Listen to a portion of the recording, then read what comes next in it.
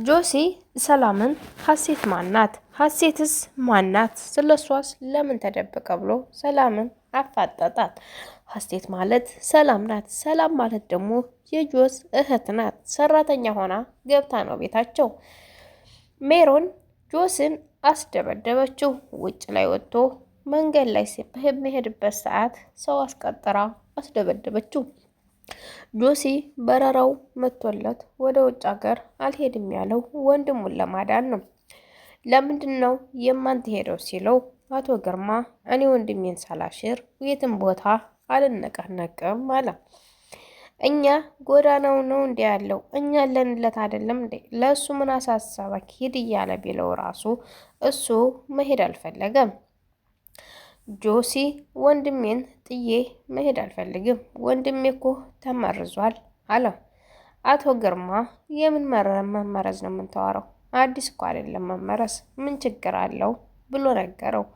እሱም እንዲህ አለው፣ ወንድሜ በሰው ነው የተመረዘው አልኩክ፣ አይገባህም እንዴ? ወይስ እየሰማኸኝ አይደለም? ወንድሜ በሰው እየተመረዘ እንዴት ነው ትቼው የሚሄደው ብሎ ሲለው ማነው የመረዘ ሲል ወንድምየውም ጆስ ተመርዘሃል፣ ማን እንደመረዘ ባናቀም ውስጥ በምግብ የተመረዘ ነው አለው።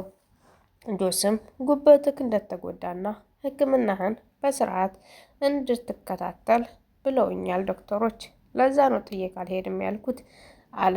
ሜሮን ብድግ አለችና ውዱ ባሌን ማነው ሊነጥቀኝ የተነሳው? ጥላት አለህ እንዴ? ጥላት አለህ እንዴ እያለች ትጠይቀው ያዘች። ኧረ እኔ ሜሮን ጥላት የለኝም፣ ማንም ሰው ጥላት የለኝም፣ ግን ለምን እንዴት ሊሆን ቻለ ስትለው አላቅም፣ ብቻ እኔ የማውቀው ነገር የለኝም፣ ግን ጥላት እንደሌለኝ ጠንቅቄ አውቃለሁ። ማን ጥላት አለኝ ብላሽ ታስቢያለሽ አላት። እሷም ግራ ተጋባች። እንዴት ነው ታዲያ አንተን ለዚህ ደረጃ ሊያደርጉት የደረሱት? እኔ በጣም ከፋኝ። ማን ነው ጆስ? እባክህ ንገረኝ እያለች ሜሮን ሸረኛዋ መርዟ እያለቃቀሰች ጆስንም ባለቤቷን ስጠይቅ ያዘች። ሜሮን እራሷ መርዛ እራሷ አበላሽታ ባሏን እራሷ ልገለው ብላ አሁን ግን እንደማያውቅ ሰው ታጣራለች። ጆስም ተገረመ። ሜሮን ግን ምን ያክል ሰው ጣል ብትሆን ነው በባሏ ላይ እንዲህ ልታደርግ የተነሳየው እያለ አፍጥጦ ያያታል። እሷ ግን አሁንም መቀጠሏን ይዛለች። መድኃኒቷን መመረዟን አልተወችም። በጣም በሚያሳዝን ሁኔታ ባለቤቷን ልታጣው ነው። እሱ ግን ሲታይ ምንም የታመመ አይመስልም። ውስጡ ጤነኛ ነው የሚመስለው ስታወት። አቶ ግርማ ጋር ምግብ እየበሉ እያለ መቼ ነው የምትሄደው ብሎ ሲለው ጆስን አልሄድም ቀረሁ በቃ ብሎ ሲለው እኔ እንግዳ ቤት ውስጥ ላመጣ ነውና ቤቱን እንድለቅልኝ እፈልጋለሁ፣ ማለቴ ክላሱን እፈልገዋለሁ እና ማረፊያ ቦታ ፈልግ ይለዋል። እሱም አቶ ግርማ ችግር የለውም እኔ ወጣና ሳሎን እተኛለሁ፣ እንግዶቹ ክላስ ይተኛሉ፣ ችግር የለውም ሲለው አንተ ሰውዬ ግን መቼ ነው የምትፋታኝ? ከዚህ ቤት ለምን ተጣበክ? ምን ፈልገህ ነው እዚህ ቤት የተጣበቅከው ሲለው ጠየቀው። እኔ ወንድሜም ብዬ ነው ብዬሃለሁ እዚህ ቤት ላልወጣ ያስገደደኝ ወንድሜ እስከሚሸር ድረስና የሚመርዘውን ሰው እስከማቅ ድረስ ከዚህ ቤት አልወጣም፣ ለዛ ነው ሲለው ሜሮን ብድግ አለችና ከሰላም ፍቅር ስለያዘው ነው እንጂ እሱ ከዚህ ቤት መውጣት ለወንድሙ ብሎ አይደለም፣ የሰላም ፍቅር ስላለበት ከዚህ ቤት ከወጣ አይኗም ስለማያያት ለዛ ነው ብላ ስትል በጣም ተናደደ ጆስ። ለምንድን ነው ሜሮን እንዲህ የምትይው? ሰላም እንደ አንድ ኢትዮጵያዊ እወዳታለሁ፣ አከብራታለሁ። ከዚህ ያለፈ ግንኙነት የለንም። አንቺ ግን እንዴት ነው የምታስቢው? ከዚህ በላይ ጭካኔ አትዝሪ፣ ጨካኝነት ለማንም አልጠቀምም እያለ ይላት ያዘ። ሜሮንም አዎ ለእሷ ብለህ እንጂ እንግዳ ለማን ብለህ ነው የተቀመጥከው? አልሄድም ያልከው ለማን ብለህ ነው? ለእሷ ብለህ ነው እያለች ትጨቃጨቀው ያዘ።